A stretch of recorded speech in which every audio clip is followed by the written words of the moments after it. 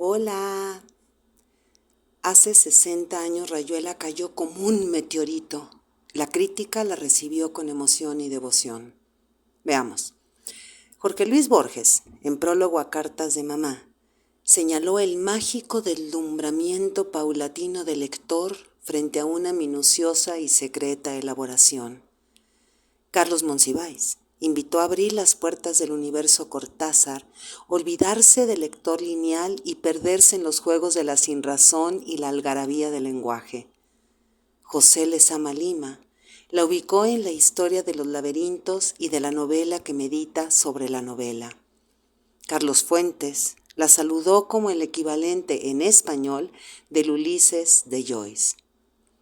Jaime Alarraqui estudió la estructura aleatoria de Rayuela, su técnica narrativa al modo zen y las posibilidades de considerarla texto y metatexto. Cristina Peri Rossi llamó a Cortázar el gran cronopio. Tras su muerte, convocó a escritores amigos para rendirle homenaje bajo un título envidiable: Queremos tanto a Julio. Hoy, quien abra sus páginas puede constatar el porqué de tan efusivos elogios. Saltan entre sus páginas Horacio Oliveira sentado sobre la cama, fumando entre conjeturas o buscando respuestas en bifurcaciones. La maga flotando a 10 centímetros de la realidad, planteando preguntas zen y recorriendo los caminos del Tao entre flores y puentes. El Club de la Serpiente y el Jazz Cool, que nos persigue y nos araña la cara.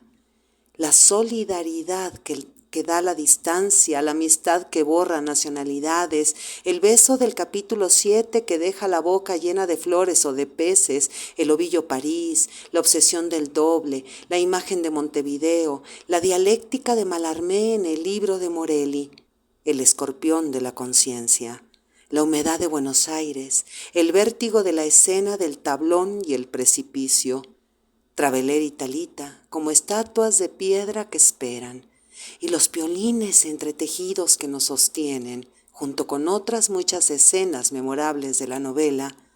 Hoy, como hace 60 años, ese juego al borde del balcón nos hace sentir que vale la pena vivir.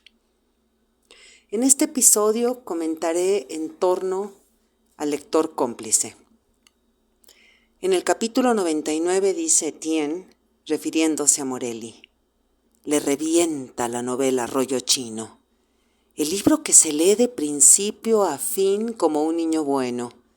Ya te habrás fijado que cada vez le preocupa menos la ligazón de las partes, aquello de que una palabra trae la otra.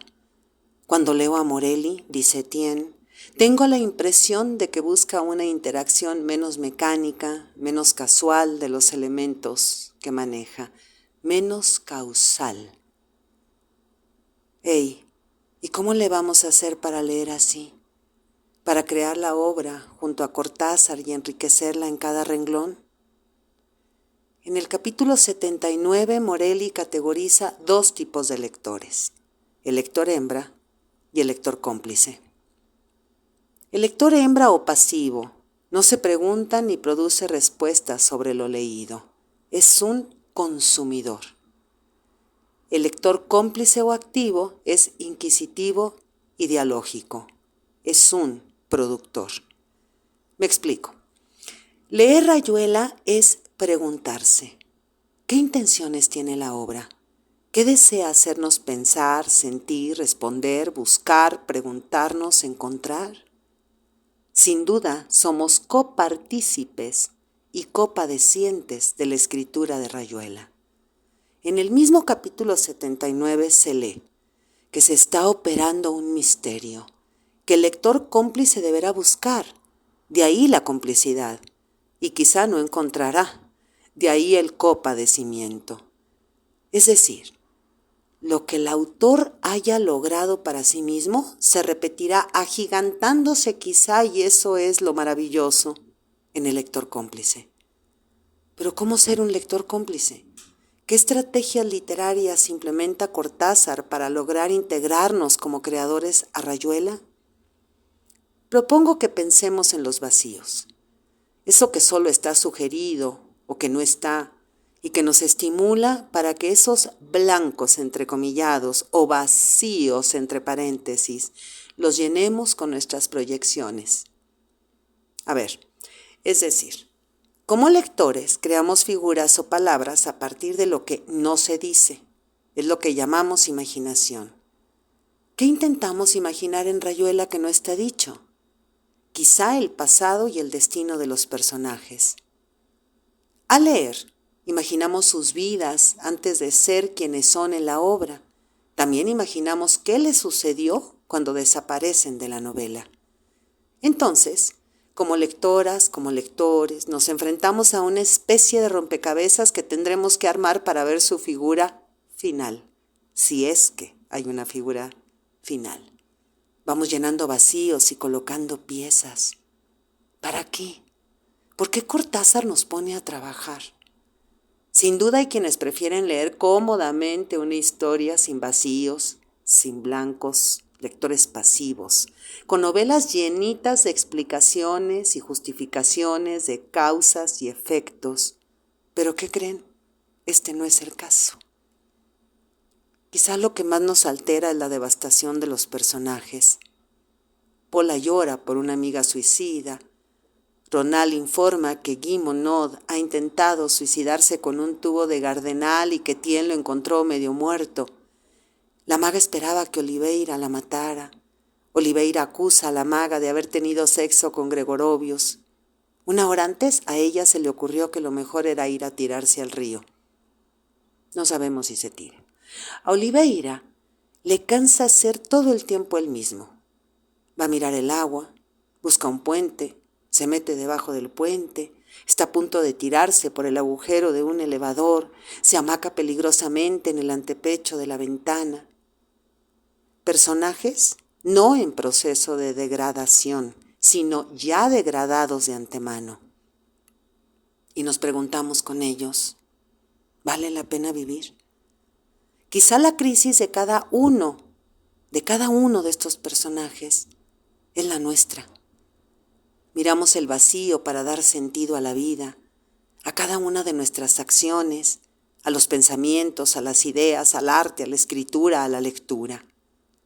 En ellos, ante nosotros, vemos a Cortázar de pie en toda su altura de 1,94 m sobre el nivel de la tierra en la línea ecuatorial. Vemos que revive y vuelve a incendiarnos con todos los fuegos de su fuego, con sus armas secretas, con sus ceremonias de interior, con una maestría siempre fiel a sí misma que inunda de magia sin fin la madera de nuestra biblioteca, la biblioteca de los lectores activos, de los lectores cómplices. Soy Margarita Díaz de León, Literatura en Espiral. Y a mí me parece que actualmente entre el autor y sus lectores hay, o en todo caso puede haber, una dialéctica, una dinámica muy fecunda.